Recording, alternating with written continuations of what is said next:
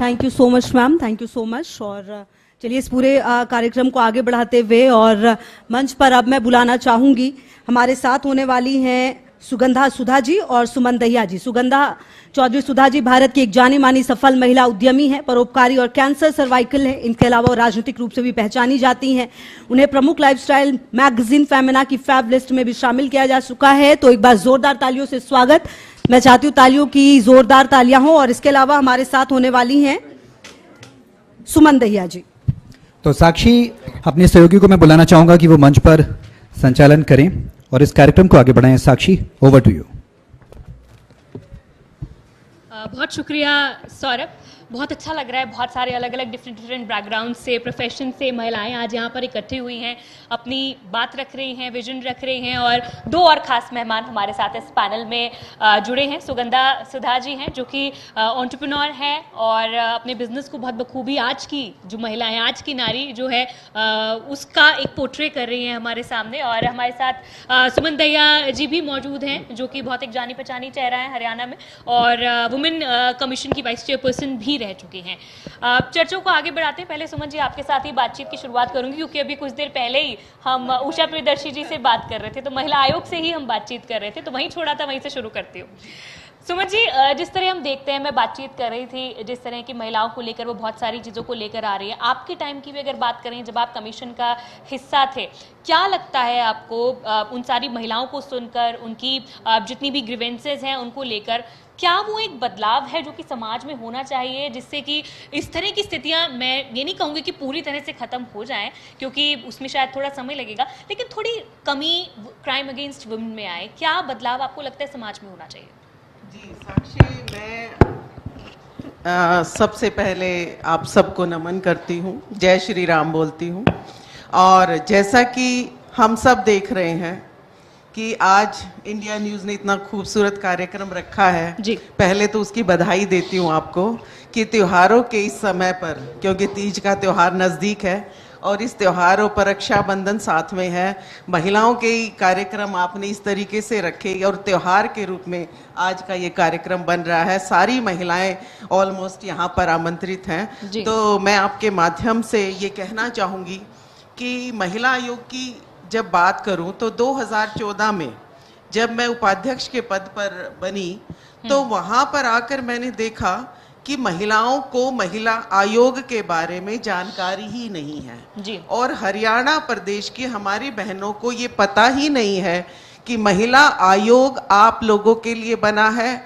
आपकी जो समस्याएं जो आपके जिलों में या कहीं पर गांव में समस्या सोल्व नहीं होती तो उसकी शिकायत करने का एक माध्यम महिला आयोग के रूप में सरकार ने दिया है।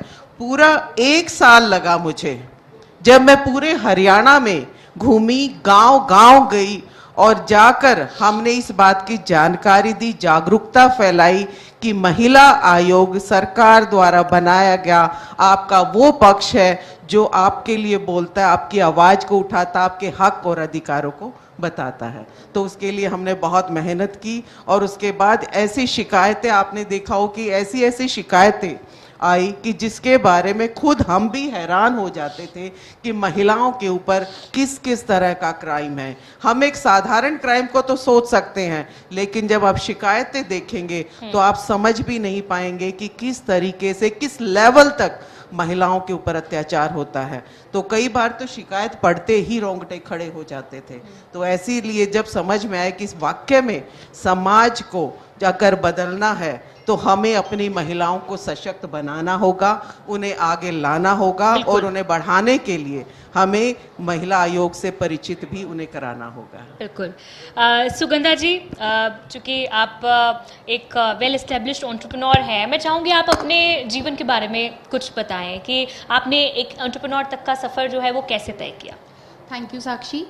सबसे पहले तो मैं इंडिया न्यूज़ का धन्यवाद करना चाहती हूँ कि उन्होंने एक ऐसा हमें मंच दिया, क्योंकि आज की नारी को सहानुभूति की ज़रूरत नहीं है, हमें एक मंच की ज़रूरत है। तो उसके लिए मैं ऐश्वर्या पंडित शर्मा जी का भी बहुत बहुत धन्यवाद करती हूँ, क्योंकि मैं अभी आई थिंक बहुत सारी लेडीज़ यहाँ पर हैं, मैं बहुत यंग हूँ उनसे, बट उन्होंने मुझे इस काबिल समझा कि मैं यहाँ पर आऊँ और अपने 2 शब्द रख सकूँ।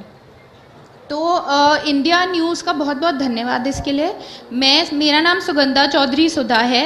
मैं कुरुक्षेत्र की रहने वाली हूँ और मैं एक उद्यमी हूँ और मैं एक समाज सेवी हूँ। मेरी 2 बेटियाँ हैं और मैं राजनीति के माध्यम से जो भी छोटे छोटे चेंजेस ला सकती हूँ मैं वो लाने की कोशिश कर रही हूँ। बिल्कुल। लेकिन सुगंधा जी, हमने ये भी जाना है कि आप एक हेल्थ इमरजेंसी से भी गुजरी हैं। जी, और मैं कैंसर सर्वाइवर हूँ। You are a cancer survivor, yes. जी। और कैंसर एक ऐसी बीमारी है जिसको मुझे लगता है सुनते ही इंसान आधा अपना जो एनर्जी है वो तो वहीं लूज कर देता है, हिम्मत, होप जो होता है वो वहीं छोड़ देता है, ये पता लगता है कि कैंसर है। लेकिन आज के ज़माने में उसका इलाज है ये, लेकिन थोड़ा इस चीज़ को अडेप्ट कर पाने में, प्रोसेस कर पाने में नेचुरली बहुत टाइम लगता है। आपने ये जर्नी कैसे सरवाइव की? मैं ज़रूर चाहूँगी कि आप अपनी ये वाली जो संघर्ष की कहानी है वो ज़रूर सभी महिलाओं तक पहुँचाएं। देखो, आज की डेट में भी मुझे लगता है कैंसर जो शब्द है ना वो एक टैबू है आज भी। तो अगर हमें पता चलता है कि किसी को कैंसर है तो अलग अलग तरह का नज़रिया होता है लोगों का। कुछ लोग तो बहुत आपको बेचारी नज़रों से देखने लग जाते हैं, कुछ लोगों को ऐसे लगता है यार इससे थोड़ा दूर रहते हैं कि हमें भी ना हो जाए। बट मुझे लगता है कि मेरी फैमिली, मेरे फ्रेंड्स, मेरे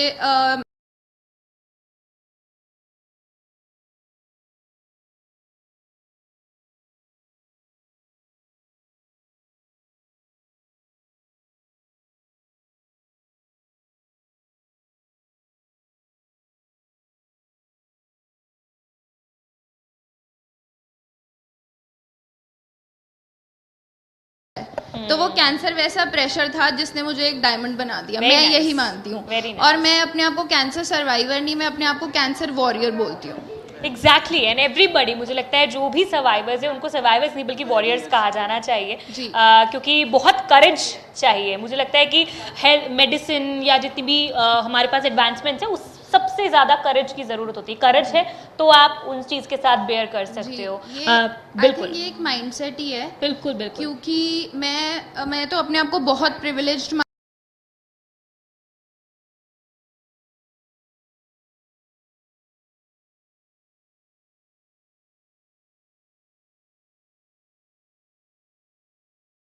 तो नहीं। तो उसने कहा नहीं मरोगे तो नहीं, लेकिन ट्रीटमेंट बहुत मुश्किल है। मैंने कहा कोई बात नहीं, मैं करा लूँगी। तो मुझे लगता है कि अब अगर एक इंसान भी, अगर एक महिला भी इस चीज़ से ठीक हो जाए सिर्फ एक मेरी बात से, तो मुझे लगता है कि हमारे जीवन का वो पूरा हो गया है। Very nice, very nice. Thank you so much for joining us. Suman ji, आपसे बात करना चाहूँगी। जिस तरह हम बात करते हैं कि हमेशा अगर हम देखें हमारे घरों में, आजकल तो शायद कम हो गया होगा, लेकिन एक घर में जब हम होते हैं तो हमेशा बेटियों को समझाया जाता है, बेटियों को बोल देते हैं कि नहीं, रोका टोकी कर देते हैं, नहीं तुम ये कपड़े पहनकर बाहर नहीं जाओगी, या तुम है ना पढ़ाई करने बाहर नहीं जा सकती, जॉब करने बाहर नहीं जा सकती, या पेरेंट्स के अगेंस्ट अगर उनके कोई ड्रीम्स हैं उनको आप फॉलो नहीं कर सकते। ऐसा बहुत सारे परिवारों में आज भी होता है। आप इस चीज़ को कैसे मानती है कि अगर कोई लड़की है उसे अगर अपने पेरेंट्स के अगेंस्ट जाकर अगर कोई डिसीजन लेना है तो इस बारे में आपका क्या ख्याल? बिल्कुल साक्षी, ये सही बात है कि जैसा कि हमारी संस्कृति है, हमारी भारत की संस्कृति ऐसी है कि शुरू से ही सही मायने में कहे तो एक तरफ तो देवी के रूप में पूजा गया, कहीं लक्ष्मी, कभी आपको काली, दुर्गा के रूप में इन नामों से आपको सम्मानित किया गया, तो दूसरी तरफ आपको बेचारी और लाचारी भी बनाया गया। तो ये 2 पहलू रहे हमारे समाज में, जिससे कि हमें बाहर निकलने के लिए बहुत ज़्यादा संघर्ष करने की जरूरत थी। दूसरी तरफ हम कहते 21वीं सदी की बात है कि 21वीं सदी की महिला तो ऐसी होनी चाहिए कि हर क्षेत्र में आगे रहे, हम कंधे से कंधा मिलाकर पुरुषों के साथ चले। तो ये दोनों पहलुओं को हमें लाने के लिए जो संघर्ष चल रहा है 21वीं सदी में, मैं अब भी आपको कहूँगी कि हमारा जो ये संघर्ष है ना, ये पूर्ण नहीं हुआ है। अभी मैं कहूँ कि हमारी नारी, भारत की नारी सशक्त हो गई तो ये भी कहना उचित नहीं है। अभी बहुत सा काम करना बाकी है। और मैं ये कहूँगी कि 50% महिलाएं ऐसी हैं जिन्होंने अपने घरों में थोड़ा सा अपने आप को दबाव बनाकर और मैं कहूँ लड़कर आगे आई हैं। मैंने कई जगह देखा, बड़ी बड़ी हस्तियां आपने देखा, कई हीरोइंस है, चाहे मल्लिका शेरावत ले लीजिए, हरियाणा से हैं वो, उसने भी बड़ी लड़ाई लड़ी अपने परिवार से।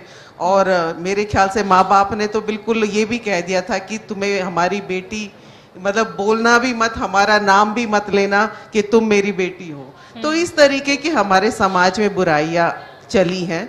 तो और आज जब वो कामयाब हो गई तो हर कोई ये कहता है कि नहीं जी बहुत अच्छा कार्य हुआ।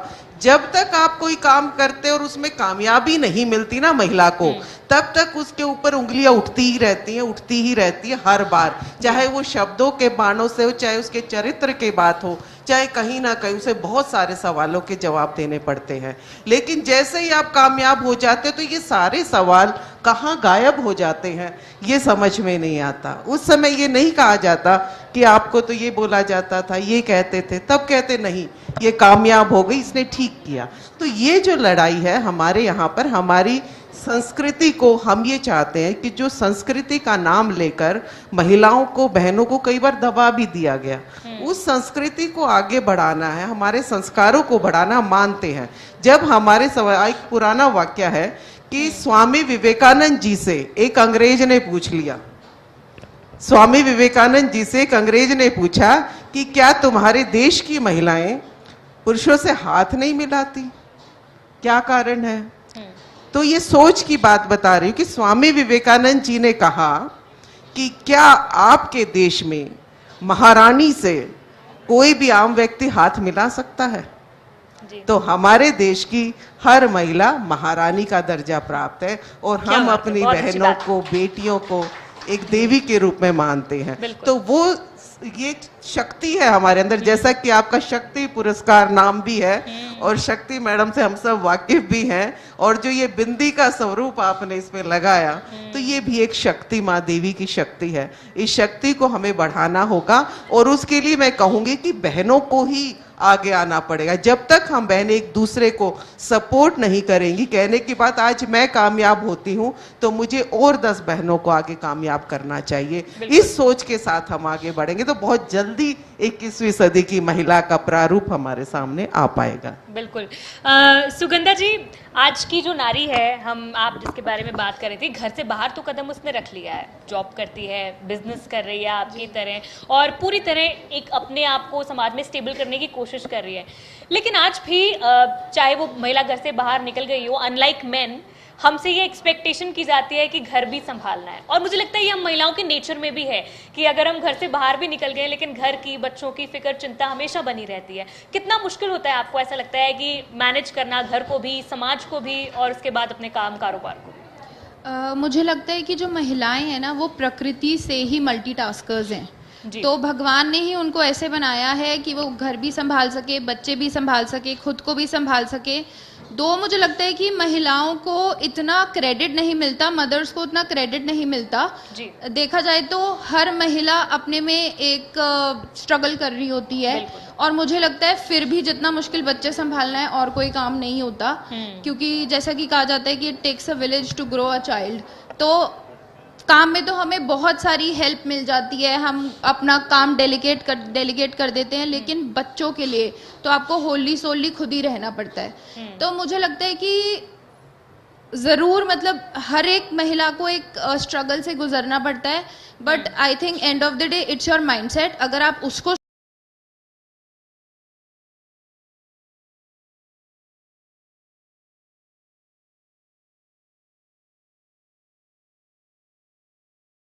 समय की थोड़ी कमी है, मैं इस सेशन को वाइंड अप करूंगी, लेकिन जाते जाते एक सेम सवाल आप दोनों से पूछना चाहूंगी और मैं चाहूंगी आप उसके वन लाइनर आंसर्स दें। आपसे ही पूछ लेती हूँ पहले, आपको क्या लगता है सुगंधा जी कि महिलाओं की सबसे बड़ी ताकत क्या होती है? महिला की, मतलब खुद एक महिला होना ही ये एक सबसे बड़ी ताकत है, क्योंकि अगर महिला कुछ भी सोचे वो उसको कर सकती है। और जहाँ तक आपने मुझसे बिजनेस का पूछा, तो मुझे लगता है कि मैं अपने जो मेरी महिला बहनें हैं जो कुछ भी काम करना चाहती हैं, उनको they just need to take the first step. सिर्फ एक पहला कदम ले लो, आपने शुरू कर दिया, वो काम खत्म जरूर होगा, ये मेरा आपसे वादा है। जी सुमन जी, आपको क्या लगता है, क्या है महिला की सबसे बड़ी ताकत? जी साक्षी, मैं कहूंगी कि उसकी ताकत जो है ना, महिला की ताकत जो है उसका आत्मविश्वास है। उसकी अपने आप से एक जो लड़ाई वो लड़ती है पैदा होते ही, वो लड़ाई में जब जिस दिन वो कामयाब हो जाती है, जिस दिन उस दिन उसे अपनी ताकत महसूस होती है और वो ताकत उसे जो है बहुत आगे तक बढ़ाती है। रही बात, मैं बताऊं कानूनों की, एक बात हम कर रहे थे कि जब मैं महिला आयोग में थी तो उस समय हमने काम करने की कोशिश की थी वैश्यावृत्ति के ऊपर, क्योंकि समाज की बहुत बड़ी एक बीमारी के रूप में इसे देखा गया था। और उस समय मेरे ऊपर बहुत बड़े सवाल खड़े हो गए थे कि भाई ये कहना, मैंने एक जवाब ये मांगा था कि अगर हमारे देश में वैश्यावृत्ति इलीगल है तो वो सरेआम सड़क पर क्यों नजर आती है, और अगर लीगल है तो फिर ये पकड़ना, और कहते हैं ना रोज रोज पकड़ के जो कि लीगल बना देते हैं, 2 मिनट में जमानत दे देते हैं। तो बहुत सारे सवाल थे उस समय। आज मेरी उस बात को आपके माध्यम से कहना चाहूंगी कि सुप्रीम कोर्ट ने उस पे मोहर लगाई, और सुप्रीम कोर्ट ने क्लियरली 2 डिसीजंस सुप्रीम कोर्ट के आए जिसमें उन्होंने ये कहा कि कोई भी बालिग औरत अगर ये इस कार्य में जाती है तो उसके ऊपर किसी प्रकार का अपराध ना माना जाए। और दूसरा, जो हमारे प्रश्न थे कि जो वैश्यावृत्ति में महिलाएं हैं कि उनकी स्वास्थ्य की जांच को लेकर, उनको शिक्षा के रूप में क्या उन्हें एक आम औरत को जो अधिकार मिलने चाहिए वो उसे मिलने चाहिए, उस पर आज मोहर ने सुप्रीम कोर्ट ने लगाई। आदरणीय सूर्यकांत जी के माध्यम से सीजीआई साहब ने इसको किया। तो मैं आपके माध्यम से इस बात की बधाई दूंगी कि कोई भी कार्य गलत है, ऐसे ही हमारे यहाँ पर महिलाएं घबराती हैं किसी ऐसी बात को बोलते हुए, डर जाती हैं कि कहीं उसका कोई गलत असर ना आ जाए या समाज मुझे गलत नजरिए से ना देखे।